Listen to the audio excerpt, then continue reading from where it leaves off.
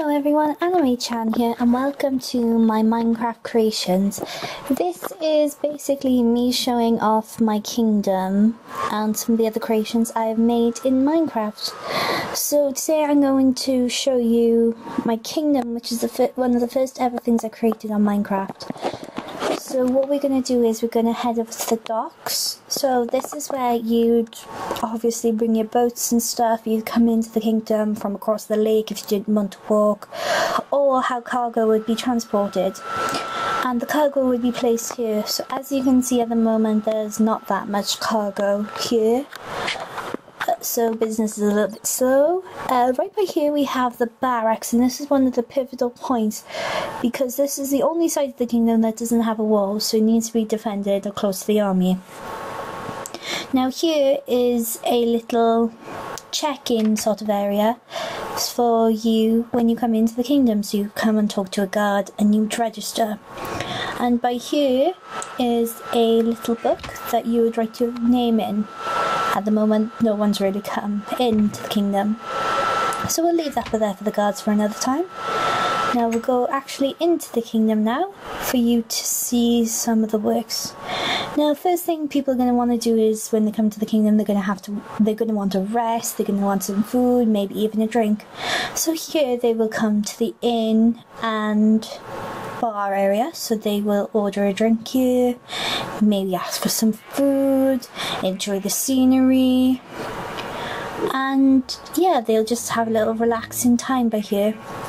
And if maybe they have to stay the night, that's fine. All you have to do is go upstairs. We have a lovely little fireplace by here for people to sit under the stars and have a nice night. And then along by here we have little rooms for them to stay in. Mostly it would be sailors here, but sometimes visitors. Now opposite would be the lovely church. The church doesn't actually have a name at the moment.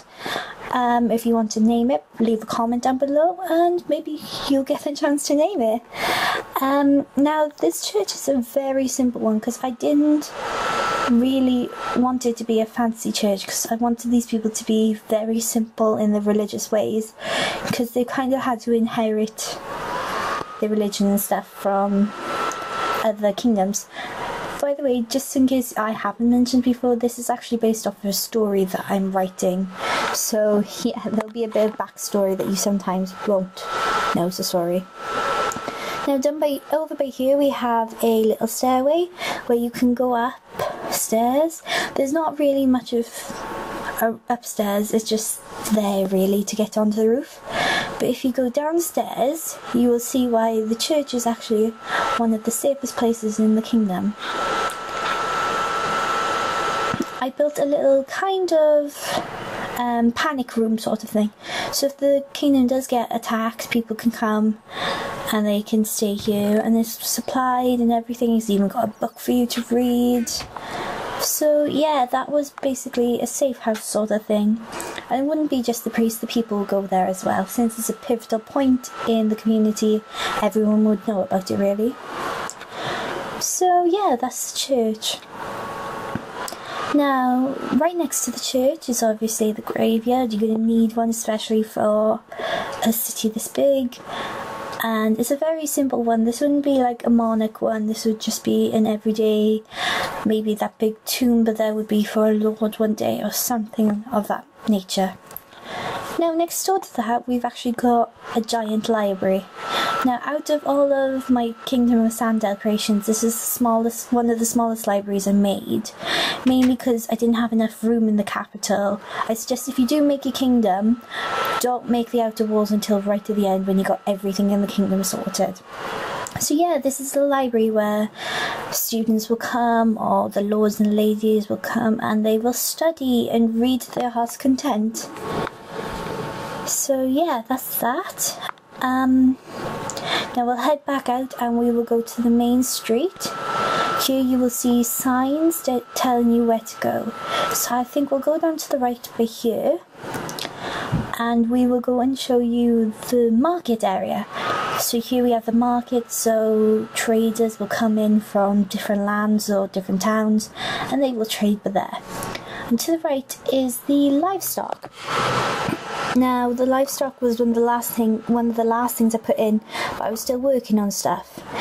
And warning, the chickens like to escape actually happened a lot to me because I stupidly put a few too many chickens into the pen and they escaped. So yeah, that sign went up just because. Here we have some of the produce we make. These would more so be for the people inside the capital rather than to sell and everything, because they are at war, so they can't sometimes always trade.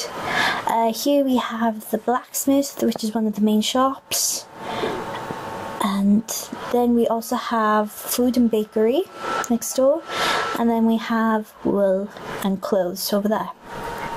Now if we go over this little bridge, we actually get to the slums. Now this place had to be very simple, so it was just wood and gravel. And you have the beds and everything. And everything was very, very simple. It had to be for this, because this was meant to be the low area of the city. And it wouldn't be the place that you would want to live in, but you'd be happy if you lived there. Now this had to be quite a big area, but very close together to really show off how poor the capital could be. Yeah, to kind of show off that it was quite nice to live there, because it's very simple, it's not dirty as you can see. Oops, although that you do have a tendency to fall in the river. May have to redo that one day. So yeah, let's head back to the main street. And I think I should take you over to the... Yes, let's go here to the training grounds. Fights may not occur after nightfall. Fair enough. You never know, you may have a stray sword or an arrow go into you. So there's also obviously going to be stands for the captain of the guards to watch you and everything. On the left you can see right by here there's a stage, on the right there's archery, and by here are the dogs that we train. Warning, do not hurt the dogs. Yes, you do not hurt the dogs, or you will have my fist somewhere you will really not appreciate it. So yeah, that's the training ground. And over by there is the Wizard's Tower, but I'll show you the Wizard's Tower in another video because there was a lot that went into making that, so I think that deserves its own dedicated video. Now we'll head up past the markets and everything, and we will get to the little park area. Now the park was also mainly there to fill up a space because I didn't really know what to put there, because my one idea that I was going to put in there ended up going somewhere else. So I decided they needed somewhere to go that was a bit close to nature, so I thought I'll put this here. And very simple once again with the design and everything. And right by here we have accommodation more so for the wizard students who are going to be studying in the capital. Now I'm a student myself, so I kind of based this on the halls that I had to live in. So we got the rooms on the sides, and then we got a kitchen right in the middle. I wanted to make it very small but very homely and feel a bit cultured, so I put all the paintings around to make it feel nicer. Now this place has also got a little library on the far end on the left as you come in.